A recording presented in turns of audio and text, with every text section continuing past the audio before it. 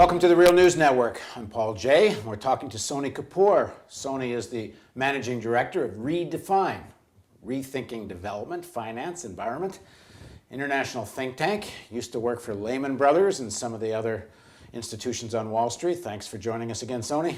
Thank you for having me. Our conversation has brought us to the big G, Goldman Sachs, which is becoming such a massive entity unto itself. It's really, especially out of this most recent crisis, emerged no longer one of many financial institutions, but clearly more than the gorilla on the block. Goldman not only controls its people or allies, the Treasury Department, the Federal Reserve, but it's a ridiculous thing even to talk about insider trading when you talk to Goldman. They have people or people connected to them probably on every important board of most of the major companies in the world. They have board level information when they decide what to trade and not trade. Talk about the rise of Goldman and what that means in terms of the democratization of the economy. Well, there are two aspects to this. One, there was this perception even before the crisis actually happened that Goldman was somehow first amongst equals. One reason behind that was that unlike some of the most of its other competitors such as Lehman, etc., Goldman stayed having a partnership structure for much longer. It was only recently, I think in the past decade or so, that the partnership was dissolved and it became a public holding company. What that meant was that it was much more closely knit than other financial institutions. What it also probably did was it helped Goldman weather the crisis better than the other financial institutions.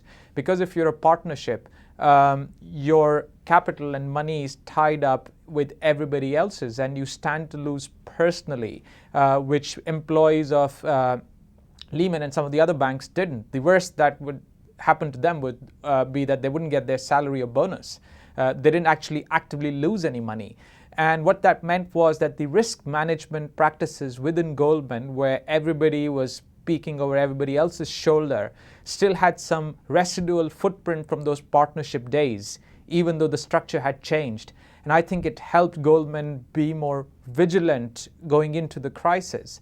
The second aspect is... Let me just interrupt for a sec, but that vigilance also meant they were betting against their own advice to their own clients. As we know, they were insuring with AIG on investment properties that they, on the downside, that they were selling to their clients without disclosing this. So that risk management had very little to do with any kind of responsibility to anything other than their own quick profits. That is true, and I think there's shades of gray between what is legally permissible and what is ethical or not. And to my judgment, this was all above board and legal, but not necessarily ethical. The important thing is that in many of these big banks, there were parts of Lehman Brothers which seriously recognized the gravity of the situation and which were asking the management of the firm to get out of this real estate business and to try and reduce their exposure and to try and buy insurance the way Goldman did. But there were other parts of Lehman Brothers which were making so much money out of this that they wanted the party to continue, and we know which side won. And I think that this aspect of thinking of these big financial institutions as one cohesive whole entity is a little bit mistaken. So it is quite possible actually that different parts of Goldman were pulling in different directions. And it's not to say that the people dealing with the customers and selling them those products were not aware of what the other side was doing. Sony, you worked with these people on Wall Street. This idea of too big to fail, that if this whole house of cards comes falling down, that the state is going to have to come in and bail us out. Were they betting on that all along? Not explicitly, especially if you look at the institutions that failed, the two institutions, Bear Stearns and Lehman Brothers. They were actually out of the big Wall Street banks, the institutions which had the highest amount of employee ownership. So if you look at it from the incentive perspective that these are the people who are running the bank, who actually own 50% or 40% of the bank, they knew that in the event of any failure, it's the bondholders who mostly get bailed out, but the shareholders mostly were going to lose a lot of money, and they were aware of that. But So Lehman must have been in shock that they didn't get bailed out. I mean, Paulson and others were trying to get the Brits to bail out Lehman. They must have been a little surprised. In fact, but it's an ex-Goldman guy that kind of decides whether they live or die.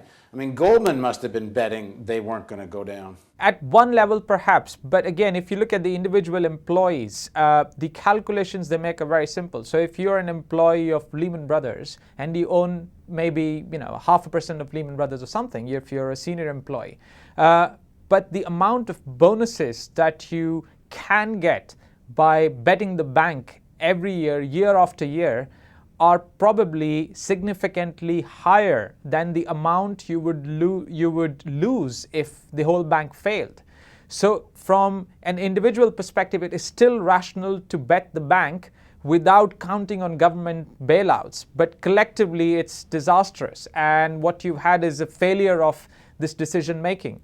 So yes, the awareness that these banks would be bailed out was really important. And the way it works is that these banks would not have been able to raise the financing through bonds that they did at fairly cheap rates if the bondholders who were investing in these banks, who were lending these banks money, did not think that these banks would be bailed out. So it's not within the institution that this decision making happens, but it's the awareness of the possibility or the likelihood of bailout means that these institutions can take much more risks than they would otherwise be able to do, because otherwise right. bondholders would penalize them. Proposals that have been talked about as possible reforms. One is, if it's too big to fail, break it up into something smaller. Is breaking up of Goldman, I know it's not being seriously talked about, but is it something that should be being talked about? I think absolutely yes. If you look back in the United States to when, for example, Standard Oil was broken up, there was a lot of controversy at that point of time about whether this was the right thing to do and this was a successful business, etc. But in retrospect, it proved to be a good decision, and the sum of parts was greater than the whole. And I think that if Goldman and some of the other big, large, too big to fail banks were broken down, either by geography or more likely by function, what you would have is a sounder financial system, a financial system where the society will not be forced to bear the risks of profits being privatized by these institutions, where they would be politically less powerful. And you will even investors in these institutions would benefit because the sum of parts would be bigger than the whole. Now, the other option, or maybe an option that goes with this, the logic goes like this. If the public option is necessary and useful for keeping the health insurance business in line, then why not the public option for the finance sector? There is a possible role for the public sector, and in the United States, what you have is already a significant public sector presence. For example, Freddie Mac and Fannie Mae. In many developing countries, you have development banks, and there was a tradition for that here. You've had banks dedicated to agricultural lending, dedicated to small and medium sector. The most important thing we need to think about is to build up a diverse financial system and a competitive financial system. What we had was increasing uniformity in the financial system, where every bank was chasing the exact same kind of investments, lending to the exact same people, and not lending to the exact same group. A good bank is one which lends to someone that nobody else lends to, but does not lend to someone that everybody else is lending to. And what we've had over the years is the exact reversal of this doctrine, where those who have a good credit score, for example, get 20 envelopes through their door offering them credit, and those who actually need the credit are not able to access it.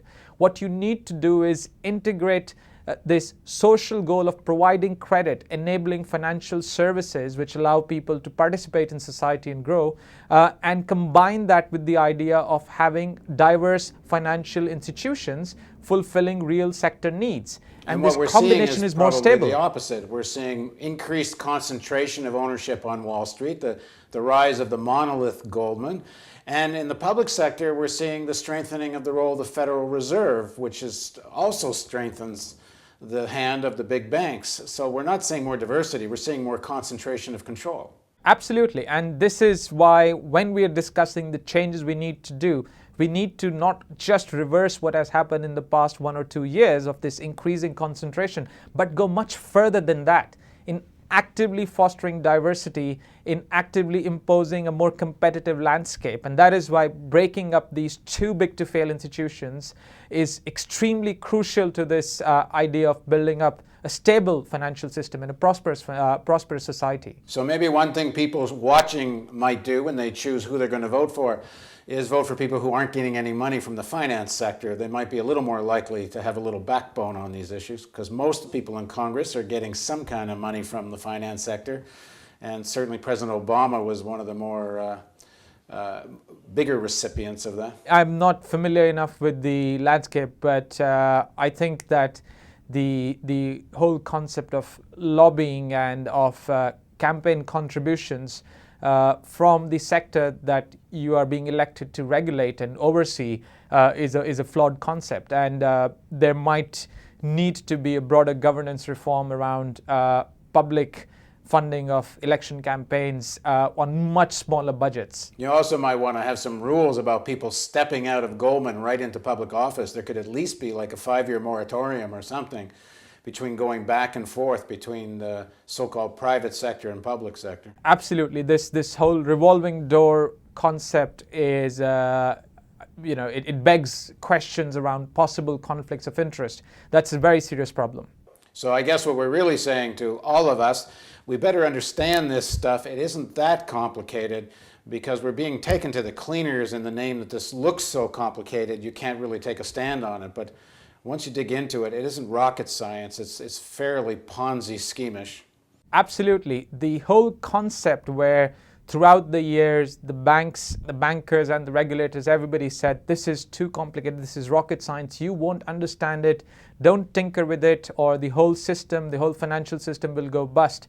And the fact of the matter is we actually haven't touched it, and it's gone bust anyways. And it's really, really, really not complicated. And this complexity was used as an example to reduce accountability. What we need to do as individual citizens, as unions, as consumer associations, as civil society, is to understand that this is not rocket science, make an effort to participate in the reforms and try and get our voice heard. The only voices you're hearing in the financial regulation discussion are the big investment banks, the big commercial banks, some hedge funds and some private equity voices.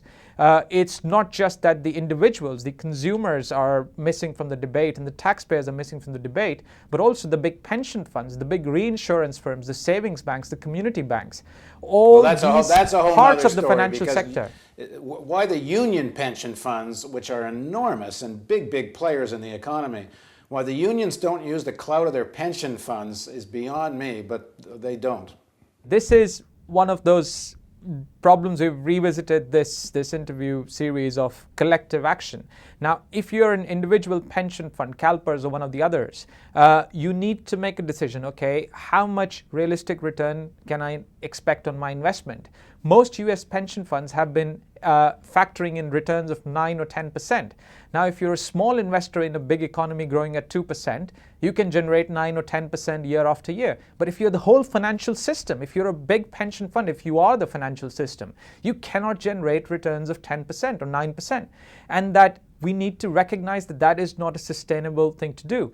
And the way these pension funds have been thinking is that, well, we think we are smarter than the others, and we will be able to choose the right hedge fund investments, the right private equity investments, the right derivatives or commodity investments, which will earn us a higher return.